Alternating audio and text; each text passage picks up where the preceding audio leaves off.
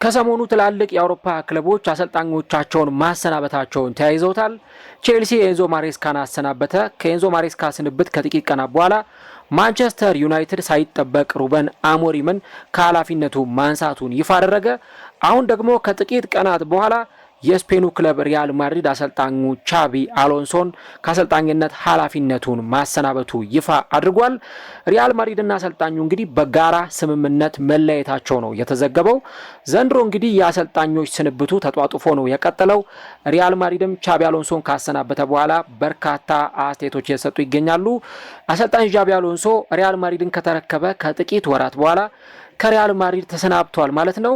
ለአሰልጣኙ ስንብት ምክንያት የሆኑት ነገሮች ምንድናቸው? ሪያል ማድሪድ በዚህ ጊዜ እንዴት ይህንን አሰልጣኝ ሊያሰናብት ቻለ? ሪያል ማድሪድ ከዚህ በኋላ የትኛውን አሰልጣኝ ወደዚህ ክለብ ሊያመጣ ይችላል? እነዚህንና ሌሎች ጉዳዮችን እስከ ቪዲዮ መጨረሻ ድረስ ከኛ ጋር አብራችሁ ከቆያችሁ የምንነግራችሁ ይሆናል። ሰላም ጤና ይስጥልን። የተወደዳችሁና የተከበራችሁ ውድ ቻናላችን ተከታታዮች እንዴት ናችሁልን? እግዚአብሔር ይመስገን እኔ በጣም ደህና ነኝ። የምትገኙት አራዳ ሜዳ ኦፊሻል የዩቲዩብ ቻናላችን ላይ ነው። ለቻናሉ አዲስ ከሆናችሁ የዩቲዩብ ገጹን ሰብስክራይብ በማድረግና የደወል ምልክቷን በመጫን የቻናላችን ቤተሰቦች እንድትሆኑ የአክብሮት ግብዣችን ነው። ቪዲዮ ደግሞ የእናንተን በብዛት ላይክ ማድረግ ይፈልጋል። እናም ይህ ፕሮግራም ቢያንስ በትንሹ 300 ላይክ እንዲኖረው እንፈልጋለን።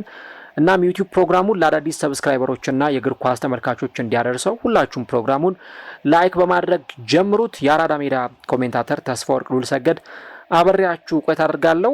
በሰበር ዜና ዳግም ተመልሼ መጥቻለሁ። እንግዲህ ሪያል ማድሪድ ዛሬ ምሽት በወጣው መረጃ መሰረት ከአሰልጣኙ ዣቢ አሎንሶ ጋር መለያየቱን አሰልጣኙን ማሰናበቱ ይፋ ተደርጓል። እንግዲህ አሰልጣኙን ሲያሰናብት ትላንትና የፍጻሜ ጨዋታ ላይ በባርሴሎና የተሸነፈበት ጨዋታ ነበረ ሪያል ማድሪድ። ከዛ ሽንፈት በኋላ ነው እንግዲህ የሱፐር ኮፓ ደ ኤስፓና የፍጻሜ ጨዋታ ላይ በባርሴሎና የተሸነፈበት ጨዋታ ካበቃ በኋላ በዛሬው ዕለት ሪያል ማድሪድ እንግዲህ ይህንን አሰልጣኝ ማሰናበቱን ያስታወቀው። እናም እንደ ሪያል ማድሪድ አገላለጽ ከሆነ ምናልባትም በጊዜያዊነት የቀድሞ የሪያል ማድሪድ ተጫዋች አልቫሮ አርቢዮላ በጊዜያዊነት የሪያል ማድሪድን የአሰልጣኝነት ወንበር እንደሚረከብም ጭምር ነው የተገለጸው። ነገር ግን አሰልጣኙ አርቢዮላ ማለት ነው በቋሚነት ሪያል ማድሪድን አይዝም። ነገር ግን በጣም ለትንሽ ጊዜያት ሪያል ማድሪድ ዋና አሰልጣኝ እስከሚቀጥር ድረስ በዚህ አሰልጣኝ እንደሚቀጥል ነው ዚ አትሌቲክ ይዞት የወጣው መረጃ የሚያሳየው። እና ሪያል ማድሪድ በባለፈው ክረምት ነበር አሰልጣኙን የቀጠረው። አሰልጣኙ በዓለም የክለቦች ዋንጫ ላይ ስራውን አንድ ብሎ ጀምሯል። ከዛ በኋላ ዘንድሮ ከጥቂት ወራት በኋላ አሰልጣኙን ከቀጠረ ከጥቂት ወራት በኋላ ይህንን አሰልጣኝ ደግሞ ማሰናበቱን ገልጿል። ሪያል ማድሪድ በስቴትመንቱ ላይ እንዳሰፈረው በይፋዊ መግለጫው ላይ እንዳሰፈረው ከሆነ እንግዲህ በሙቹዋል አግሪመንት ወይም ደግሞ በጋራ ስምምነት ሁለቱ አካላት ሪያል ማድሪድና አሰልጣኙ እንደተለያዩ ነው የተገለጸው። ከዚህም በተጨማሪ ደግሞ ሪያል ማድሪድ ሁልጊዜም ቤቱ ነው የሚል አይነት መግለጫንም አወጥተዋል። ዣቢ አሎንሶ በክለቡ ለሰራውም ነገር ምስጋናቸውንም ጭምር ሪያል ማድሪዶች አቅርበዋል። ነገር ግን የውጤት ማጣት ብቻም ሳይሆን ሌሎች ነገሮችም እንደ ምክንያት ሲቀርቡ ነበር። እኔ የአራዳ ሜዳ አድማጮች በተለይ ቻናላችንን በደንብ የምትከታተሉ አድማጮች ይህንን ነገር በደንብ ታውቃላችሁ ብዬ አስባለሁ እና ታግ ላይ አስቀምጥላችኋለሁ። ስለ ቻቢ አሎንሶ አንድ ፕሮግራም ሰርቼ ነበረ እና እዛ ፕሮግራም ላይ ስናገር እንደነበረው ቃል በቃልም ያነሳሁት አንድ ነገር ነበር። ቻቢ አሎንሶ ዘንድሮ በሪያል ማድሪድ አሰልጣኝነት ከጨረሰ በጣም ነው የሚገርመኝ፣ መሰናበቱ አይቀርም ብዬ እዛ ፕሮግራም ላይ ተናግሬ ነበር።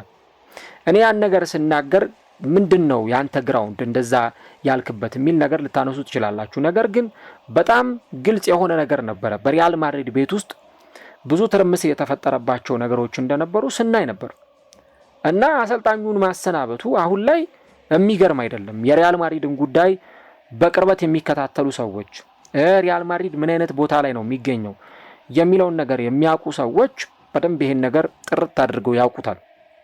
ለምንድን ነው ቻቢ አሎንሶ በሪያል ማድሪድ ኮንትሮል ማድረግ ያቃተው? ብዙ ነገሮች ሲበለሻሹበት ነበር። አንደኛ ከትልልቅ ተጫዋቾች ጋር አብሮ በሚሰራበት ጊዜ ዘንድሮ እንግዲህ እንደምታውቁት ከነ ኬሊያን ምባፔ ከነ ቪኒሲየስ ጁኒየር ጋር ሲሰራ የነበረ አሰልጣኝ ነውና ትልልቅ ተጫዋቾችን ወይም ትልልቅ ኢጎዎችን ማኔጅ ማድረግ እንዳቃተው እና እንደውም መልበሻ ክፍሉም ሳይቀር ትርምስምሱ እንደወጣ የሪያል ማድሪድ የመልበሻ ክፍል ለሁለት እንደተከፈለ የተጫዋቹን ህግ የአሰልጣኙን ህግ የማያከብሩ ተጫዋቾች እንዳሉ ይጓቸው በጣም ከፍተኛ ከመሆኑ የተነሳ ለአሰልጣኙ የማይታዘዙ አሰልጣኞች በቡድን ውስጥ እንዳሉ እና አሰልጣኙ ያወጣው ህግ ጭራሽ ለሪያል ማድሪድ ተጫዋቾች በፍጹም የማይመች እንደነበር እና አሰልጣኙ የሚያወጣው አሰላለፍ ሳይቀር ሾልኮ በሌሎች ተጫዋቾች አማካኝነት ወይ በሌሎች ሰዎች አማካኝነት ሾልኮ ቀድሞ እንደሚወጣ ሪያል ማድሪድ አሰላለፉን ቀድሞ ላይንአፑን ከመግለጹ በፊት ሌሎች ሰዎች ጋር ይህ ነገር ይደርስ እንደነበር ነው የሚወጡት መረጃዎች ያሳዩ የነበረውና ያንን አሁን ዝርዝር ነገር ካነሳን ሰዓትም ላይ በቃን ይችላል። ግን የዛን ጊዜ ብዙ ነገሮችን አንስቼበታለሁ የዚህ የቻቢ አሎንሶን ጉዳይ በተመለከተና ከአንድ ወር በፊት የሰራውት ፕሮግራም ነው። ያንን ፕሮግራም ታግ ላይ ስለማስቀምጥላችሁ መለስ ብላችሁ ልታደምጡት ትችላላችሁ። የሪያል ማድሪድ ተጫዋቾች አሰልጣኛቸው ላይ ያመጹት ለምንድን ነው?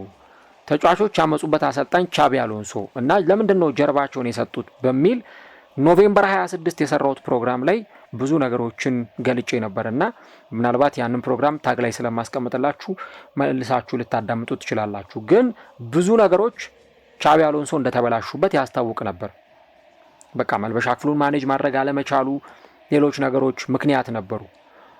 ከዛ ደግሞ ይሄ ነገር እንዳለ ሆኖ ጭራሽ ሪያል ማድሪድም ውጤት ማምጣት ተሳነው። ጭራሽ በህዳርና በታህሳስ ወር ላይ ከ9 ጨዋታዎች በሁሉም ውድድሮች ካከናወኗቸው 9 ጨዋታዎች ያሸነፉት 3 ጨዋታዎችን ብቻ ነበር እና በሴልታ ቪጎ በሳንቲያጎ በርናቢዮ የተሸነፉበት ጨዋታ፣ በቻምፒየንስ ሊግ በማንቸስተር ሲቲ የተሸነፉባቸው ጨዋታዎች ያሰልጣኙን ወንበር ያነቃነቁ ነገሮች ነበሩ።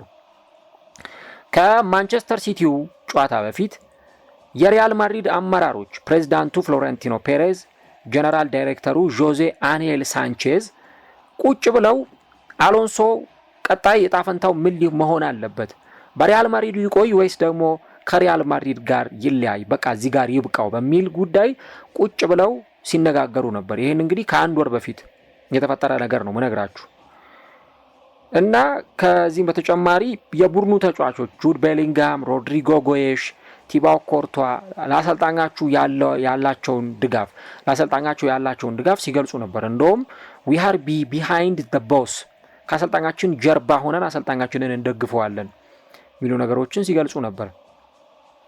ነገር ግን ራሱ ዚ አትሌቲክ እንደዘገበው ከሆነ ከጥቂት ሳምንታት ወይም ከወራት በፊት እንደዘገበው ከሆነ ሪያል ማድሪድ ራሱ በአሰልጣኙ ፕሮጀክት ያለው እምነት ሙሉ ለሙሉ እንደጠፋ እና ለሚመጡት ውጤቶችም አሰልጣኙ ላይ ጣቶች መቀሰር እንደጀመሩ የሚወጡ ሪፖርቶች ያሳዩ ነበር እና በውጤቶቹ ደስተኛ አይደሉም። በክለቡ ላይ ባለው ኢሜጅ ደስተኛ አይደሉም።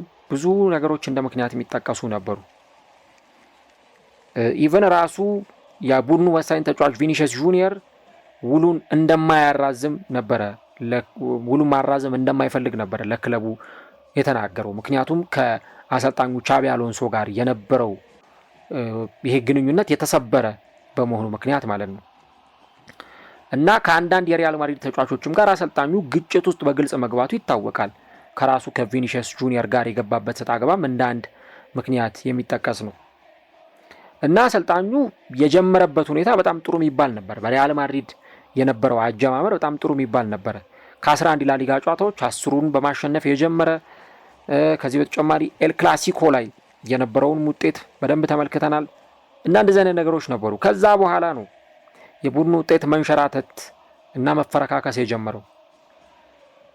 ከዛ በኋላ አሁን ሪያል ማድሪድ ላይ ብዙ ጥያቄዎች እንዲነሱም እንደ ምክንያት እየቀረበ ይገኛል እና አሰልጣኙን በዚህ ሰዓት ማሰናበቱ ካልሆነ በስተቀር የሚገርም ነገር አይደለም ይህን ውሳኔ መወሰኑ እና የስፓኒሽ እግር ኳስ ጸሐፊው ዴርሞት ኮሪጋን እንደውም ይህንን ስንብት በተመለከተ በጻፈው አንድ ሀተታ ላይ ምንድን ነው የሚለው፣ ያውም እንደ ሪያል ማድሪድ ያለ በጣም ድራማዎች የበዙበት ክለብ ውስጥ ይቅርና በባለፈው ክረምት ላይ ደግሞ አሰልጣኙ ወደዚህ ክለብ ሲመጣ ባለው ሃይራርኪ ደስተኛ እንደነበር፣ ነገር ግን በቡድኑ ውስጥ ደግሞ ሊያሰፍን የሚፈልገው ታክቲካል ጉዳዮች፣ የዲሲፕሊን ጉዳዮች እንደነበሩም ያንን ነገር አስታውሶ በዚህ ጽሑፉ ላይ ገልጿል።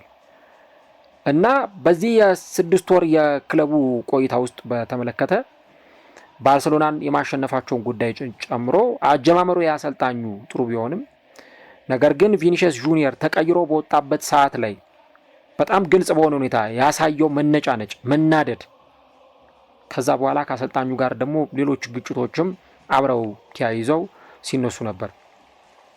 ከዚህ በተጨማሪ ቪኒሲየስ ጁኒየርን አነሳን እንጂ ፌዲ ቫልቬርዴ እና ጁድ ቤሊንግሃምም ከአሎንሶ ያጫወት ሂደት ጋር ብዙም ደስተኞች እንዳልሆኑ በታክቲካል አጫወቱ በሌሎች ነገሮችም ላይ ደስተኛ እንዳልሆኑ ሲገለጽ ቆይቷል። አሁን እነዚህ ሁሉ ነገሮች ተጠራቅመው ነው አሰልጣኙ ለዚህ ስንብት በዚህ ሰዓት ላይ የተዳረገው። እኔ ስለ ቻቢ አሎንሶ የአሰልጣኝነት ብቃት ጥርጥር አለ ብዬ አላስብም። እኔ በበኩሌ አልጠራጠርም። ምክንያቱም ያንን በሪያል ሶሴዳድ አሳይቷል። እኔ ገና ለሪያል ማድሪድ ፊርማውን ፈርሞ ከዛ ጥቂት ወራት ከቆዩ በኋላ ስለ አሰልጣኙም ፕሮግራም ሰርቼ ነበረ ምን አይነት አሰልጣኝ እንደሆነ። በቃ በቡድን ኢነርጂ የሚያምን አሰልጣኝ መሆኑ በተደጋጋሚ ጊዜ ሲገለጽ ቆይቷል። ከዛ በኋላ ግን ሪያል ማድሪድን ሲረከብ እኔ አሁን ትልቁ ችግር ብዬ የማስበው ሪያል ማድሪድ ውስጥ ብዙ ኢጎዎች ተሰብስበዋል። ለራሳቸው ከፍተኛ ግምት የሚሰጡ ተጫዋቾች ብዙ ናቸው። ኬሊያን ምባፔን ብታዩ፣ ቪኒሲየስ ጁኒየርን ብታዩ፣ ራሱ ጁድ ቤሊንግሃምን ብትመለከቱ፣ እነ ቲቦ ኮርቷን ብታዩ፣ እነ ሩዲገርን ብትመለከቱ ኢጓቸው በጣም ከፍተኛ ነው። ለምሳሌ ሮድሪጎ ጉዮሽ ላይ እኮ ወስኖበታል አይደለ? በቃ ቤንች አድርጎት ለረጅም ጨዋታዎች ቤንች ላይ እንዲቀመጥ ሁሉ ሲያደርገው ነበር። እና እንደዚህ አይነት ውሳኔዎች ሲወሰዱም በአጫዋቱም ጉዳይ ቅሬታ የሚገባቸው ተጫዋቾች ሊኖሩ ይችላሉ። እነዚህን ተጫዋቾች ደግሞ ማኔጅ ለማድረግ እንደ ካርሊቶ አይነት በጣም ምራቁን ዋጥ ያደረገ እና ኮስተር ያለ አሰልጣኝ ነው እንደዚህ አይነት ቦታ ላይ መምጣት የሚኖርበት። አሰልጣኝ ካርሎ አንቸሎቲ እኮ ዘ ሳይለንት ሊደር ወይም ዝምተኛው መሪ ተብሎ የሚጠቀሱት በጣም የሚጮሁ ወይ ተናጋሪ አሰልጣኝ ሆኖ አይደለም፣ ግን ትልልቅ ኢጎዎችን እንዴት መምራት እንዳለባቸው ያውቃሉ። ከክርስቲያኖ ሮናልዶ፣ ከቤንዜማ፣ ከሌሎች ትልልቅ ተጫዋቾች ጋር አብረው ተጫውተው አብረው በአሰልጣኝነት ሰርተዋል። እነሱ ተጫዋቾች ሆነው ሪያል ማድሪድ ለምንድን ነው ካርሎ አንቸሎቲን መልሶ ወደ አሰልጣኝነት መንበር ያመጣቸው የሚለውን ነገር ስናይ በቃ ለእነዚህ አይነት ትልልቅ ተጫዋቾች ላሉበት ስብስብ የሚሆኑ አሰልጣኝ ናቸው። ቻቢ አሎንሶ ግን ገና 44 ዓመቱ ነው እና ከእግር ኳስም ከራቀ ብዙ ዓመት እንደውም አልተቆጠረም። ስለዚህ ተጫዋቾች እሱን ሪስፔክት ባያደርጉት ባያከብሩት ብዙ አይገርምም። ለአሰልጣኝ ደግሞ መልበሻ ክፍሉን አንዴ ሉዝ ካደረገ መልበሻ ክፍሉን አንዴ አጣው ማለት በቃ ከዛ በኋላ ነገር ሁሉ ተበላሸ ማለት ነው። አሰልጣኝ መልበሻ ክፍሉ ማለት በቃ የሱ የጦርነት ግዛት ነው። ጦረኞቹን ወደ ሜዳ የሚያሰማራበት፣ ትዕዛዝ የሚሰጥበት፣ ታክቲካል መመሪያዎችን የሚያስተላልፍበት ቦታ ነው። መልበሻ ክፍል ውስጥ የሚያኮርፉ ተጫዋቾች ካሉ፣ ፊታቸውን የሚጥሉ ተጫዋቾች ካሉ፣ ደስተኛ ያልሆኑ ተጫዋቾች ካሉ፣ ጭራሽ እንደ ቪኒሲየስ ለምን ተቀይረን ወጣን ብለው በጣም የሚነጫነጩ ደግሞ ተጫዋቾች ካሉ በቃ ነገሩ ሉዝ መደረግ ጀምሯል ማለት ነው። እና እኔም እዛ ፕሮግራም ላይ የተናገርኩት ዘንድሮ ቻቢ አሎንሶ በሪያል ማድሪድ አሰልጣኝነቱ ከቆየ በጣም ነው የሚገርመኝ ሲዝኑን ከጨረሰ ብዬ ስናገር የነበረው ለዚሁ። ብዙ ነገሮቹ ተበላሽተዋል። ውጤቱ ብቻ አይደለም፣ ምናልባት ውጤቱ ለክፉ የሚሰጥ እኮ ላይሆን ይችላል። ከውጤቱ ባለፈ ግን መልበሻ ክፍሉን ኮንትሮል የሚያደርግበት መንገድ፣ ተጫዋቾቹን ኮንትሮል የሚያደርግበት መንገድ ጥያቄ ምልክት ውስጥ አሰልጣኙን ከቶታል። አሁን ባለበት ሁኔታ ደግሞ ምንም እንኳን አሰልጣኙ ራሱ ልክ ቢሆን ልክ ከዚህ ቀደም ይባል እንደነበረው 22 ተጫዋች ከማባረር አንድ አሰልጣኝ ማባረር ይሻላል። ጆዜ ሞሪኖ ወደ ቼልሲ ቤት ተመልሰው ለሁለተኛ ጊዜ ከመጡ በኋላ ተጫዋቾቻቸው ደስተኞች አልነበሩም። በተለይ 3 ተጫዋቾችና ከዛ ቼልሲ ደጋፊዎችም ባነር አሰርተው 3ቱ አይጦች በማለት ፋብሪሃስን፣ ሃዛርድን፣ ኮስታን የተቹበት ጊዜ ነበርና 20 ምናምን ተጫዋቾች ወይም አመፀኛ የተባሉትን ተጫዋቾች ከማባረር አሰልጣኙ ማባረር ነው ሊቀል የሚችለው እንጂ አሰልጣኙ የታክቲክ ችግር የለበትም፣ የውጤት ችግር የለበትም፣ ወይ በጣም የፓሽን የኤነርጂ ችግር የለበትም። ያንን ነው የምንመለከተው። እና አሁን ቻቢ አሎንሶን አሰናብቶ ማንን ነው የሚያመጣው ነው? አርቢዮላም ቢሆን በቅርቡ ነው ኳስ ያቆመው፣ በጣም ወጣት አሰልጣኝ ነው። እና ይህንን ኢነርጂ ያለውን አሰልጣኝ ደግሞ እዚህ ቦታ ላይ ማምጣት ስታስቀምጠው ነገሩ በጣም ከባድ ሊሆን ይችላል። እና እንደ ዚዳን አይነት ወይ ደግሞ እንደ ካርሊቶ አይነት በጣም ደመ ኮስታራ የሆኑ አሰልጣኞች ቡድኑን ካልተቀላቀሉ በየትኛውም ጊዜ ሊፈርስ የሚችል ነገር ሊሆን ይችላል የሪያል ማድሪድ የቡድን ውጤቱ የሪያል ማድሪድ አጠቃላዩ ነገርና እንግዲህ ቻቢ አሎንሶ ተሰናብቷል። ሰበር ዜና በሚል እንግዲህ ምሽቱን ይሄ መረጃ በተደጋጋሚ ጊዜ እየተዘዋወረ ነው የሚገኘው። ምናልባት ዝርዝር ጉዳዮችን ከፈለጋችሁ ኮሜንት ላይ አሳውቁኝ፣ በሌላ ፕሮግራም ነገ መለስበታለሁ። ነገር ግን ቻቢ አሎንሶ ተሰናብቷል። በጣም እርግጠኛ ሆኜ የምነግራችሁ ትልቅ ክለብን መቀላቀሉ አይቀርም። ያውም እኮ ሊቨርፑል ራሱ ሊቀጥረው ይፈልግ ነበረ የሆነ ወቅት ላይ እና ቻቢ አሎንሶ በጣም ጥሩ አሰልጣኝ ነው። የሆነ ትልቅ ክለብ መቀላቀሉ አይቀርም በጥቂት ወራት ወይም ዓመታት ጊዜ ውስጥ። ነገር ግን ሪያል ማድሪድ አሰልጣኙን አሰናብቷል። ቀጣይ በቋሚነት የትኛውን አሰልጣኝ ይቀጥራል፣ የትኛውን አሰልጣኝ ወደ ሳንቲያጎ በርናቢው ያመጣል የሚለውን ደግሞ ቀጣዮቹ ጊዜያት ላይ አብረን የምንመለከተው ጉዳይ ይሆናል። ያው ሪያል ማድሪድ አሰልጣኝ ለማባረር ችግር ያለበት ቡድን አይደለም። ማንንም አሰልጣኝ ከማባረር ወደ ኋላ አይልም። ጭራሽ ውጤት ጠፍቶ ጭራሽ ተጫዋቾች አምፀው ተነጫንጨው ለአሰልጣኞች ጀርባቸውን ሰጥተው ይቀርና በጥቂት ምክንያት አሰልጣኝ የሚያባረር ቡድን ነው። ስለዚህ ቀጣይ ለሚመጣው አሰልጣኝ ግን የሪያል ማድሪድ ኃላፊነት ከባድ ሊሆን እንደሚችል ስፔሻሊ ወጣት አሰልጣኝ ከሆነ እንደ ቻቢ አሎንሶ ገና በአሰልጣኝነቱ በደንብ ራሱን ለማሳየት ጥረት የሚያደርግ አሰልጣኝ ከሆነ በጣም ከባድ ነው። በቃ ይሄ ግዴታ በእድሜ ገፋ ያለ የማሰልጣን ብዙ ልምድ ያለው ብዙ ክለቦችን ያሰለጠነ አሰልጣኝ ካልመጣ ቀጣይ ለሚመጣው አሰልጣኝ እሳት ላይ የመጣድ ያክል የሪያል ማድሪድ ወንበር ከባድ እሳት ነው የሚሆነውና እናንተስ የትኛው አሰልጣኝ ቢመጣ ጥሩ ነው ብላችሁ ታስባላችሁ? የዣቢ አሎንሶ ስንብት ትክክል ነው ወይ? ኮሜንት ላይ የገባችሁ ሀሳቦቻችሁን ጻፉልን።